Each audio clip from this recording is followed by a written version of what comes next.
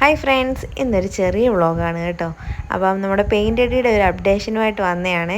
എന്നും പറയുന്നുണ്ടെങ്കിലും ചിലരെങ്കിലും എൻ്റെ ഈ വീഡിയോസ് ഒന്ന് കാണാൻ ആഗ്രഹിച്ചിരിക്കുന്നവർ കാണും എന്തായെന്നുള്ളത്. ചിലരൊക്കെ വിളിച്ചും ചോദിക്കുന്നുണ്ട്, എന്തുവായി വീഡിയോസ് ഒന്നും കാണുന്നില്ലല്ലോ, ചെറിയ ചെറിയ ഷോർട്സ് ഇടുന്നതിൽ ഞാൻ പറയുന്നുണ്ട് പെയിൻ്റ് അടിയുടെ കാര്യം കേട്ടോ. അപ്പോൾ ഇത് 2 ദിവസത്തേതായിട്ടാണ്. അപ്പോൾ നമ്മൾ പെയിൻ്റൊക്കെ വാങ്ങിച്ചു. പക്ഷേ വാങ്ങിച്ചു വന്നപ്പോഴത്തേക്ക് അവർ പറഞ്ഞ കറക്റ്റ് കളർ കിട്ടിയിട്ടില്ലായിരുന്നു. അങ്ങനെ വേറെ ബ്ലാക്കും കൂടെ വാങ്ങിച്ച് മിക്സ് ചെയ്യുവാണ്. ഇനി നമ്മളൊരു 5 വർഷം കൂടെ കഴിഞ്ഞിട്ടേ പെയിൻറ്റ് അടിക്കത്തുള്ളൂ. അപ്പോഴത്തേക്ക് പുറത്തൊക്കെ അടിക്കുമ്പോൾ ജനലിൻ്റെയൊക്കെ അടിക്കുമ്പോഴത്തേക്ക് മങ്ങിപ്പോവും വെയിലടിച്ചിട്ട്. അപ്പോൾ അതിനനുസരിച്ചുള്ള ടെക്നിക്കുകളൊക്കെ അവർ ചെയ്യുവാണ്. ഇതാണ് ഏറ്റവും വലിയ പെയിൻറ്റർ ഞങ്ങളുടെ ഇവിടുത്തെ.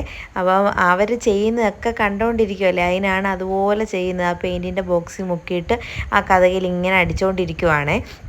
അത് കഴിഞ്ഞ് ഞാൻ പറഞ്ഞു, വേണമെങ്കിൽ ഇവനെ ഞാൻ കൊണ്ടുപോക്കും, നാളെ തൊട്ട് നിങ്ങളുടെ കൂടെ പണിക്ക് വിടാമെന്നൊക്കെ ഞാൻ ആ മാവന്മാരുടെ അടുത്ത് പറയുകയും ചെയ്തേ. അത് കഴിഞ്ഞ് ഞാൻ നോക്കിയപ്പോഴത്തേക്ക് കുറേശ്ശെ എല്ലാം അടിക്കുന്നുണ്ടായിരുന്നു. നല്ലതായിട്ടാണ് അടിക്കുന്നത്. ഇച്ചിരി സാവകാശം എടുത്താണെങ്കിലും നല്ലതായിട്ട് അടിക്കുന്നുണ്ട്. കാശിയുടെ എൻ്റെയും കലാവിരുതുകളെല്ലാം മായിച്ചെടുക്കണമെങ്കിൽ തന്നെ നല്ലൊരു പണിയാണ് കേട്ടോ. അവർ ഓരോന്ന് ചെയ്യുമ്പോഴും പറയുന്നുണ്ട്, ഇനിയും വരച്ച് വെച്ചാൽ ഇനിയും പെയിൻ്റ് അടിക്കാൻ വരുമ്പോഴും ഇതുപോലെ പണിയായിരിക്കും, ഓരോ ദിവസം പണി കൂടുമെന്ന് പറഞ്ഞ്.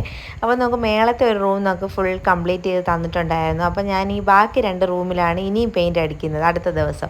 അതിന് വേണ്ടിയിട്ട് ഈ റൂമിലെ മൊത്തം അങ്ങോട്ട് മാറ്റുവാണ്.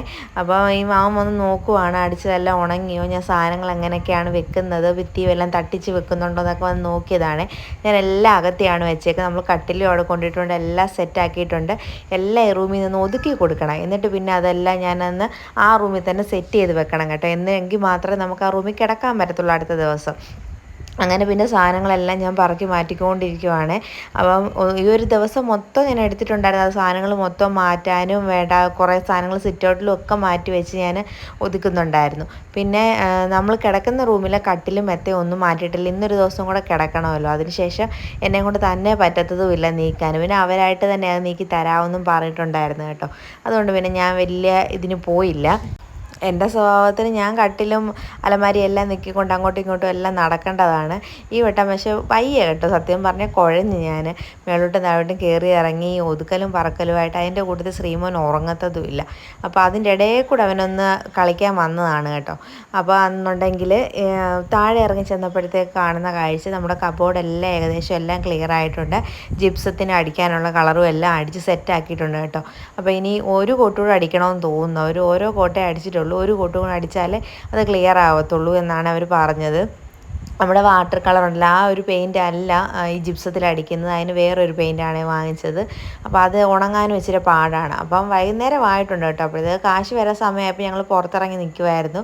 കാശിയുടെ വണ്ടി പോയപ്പോഴത്തേക്ക് നമ്മൾ ഗേറ്റൊക്കെ തുറന്ന് നമ്മളവിടെ നിൽക്കുവാണ്. അപ്പോൾ ഇവനെ കണ്ടപ്പോഴത്തേക്ക് അലച്ച് ശ്രീമോനെ എന്നും വിളിച്ചുകൊണ്ട് കൂടെ നിൽക്കുന്ന ദക്ഷിണയും എല്ലാം കൂടെ ഭയങ്കര ചിരിയും സന്തോഷവും ഒക്കെ ആയിട്ടിരിക്കുക ശ്രീമോനെ കണ്ടതിൻ്റെ. അങ്ങനെ പിന്നെ അകത്തോട്ട് കയറി കഴിഞ്ഞപ്പോഴത്തേക്ക് പിന്നെ ചേട്ടനും അനിയനും കൂടെ സ്നേഹപ്രകടനങ്ങളായിരുന്നു. കാശിയാണെങ്കിൽ വന്ന് കയറിയപ്പോഴേ ചോദിക്കുന്നത്, ഇന്ന് എവിടെയൊക്കെ പെയിൻ്റ് അടിച്ചു, എത്ര അടിച്ചു എന്നൊക്കെയാണ് ചോദിക്കുന്നത്. എന്നിട്ട് എക്സാം ഇട്ടു, എനിക്ക് ഫുൾ മാർക്ക് ഉണ്ടെന്നൊക്കെ പറയുവാണ് എൻ്റെ അടുത്ത്.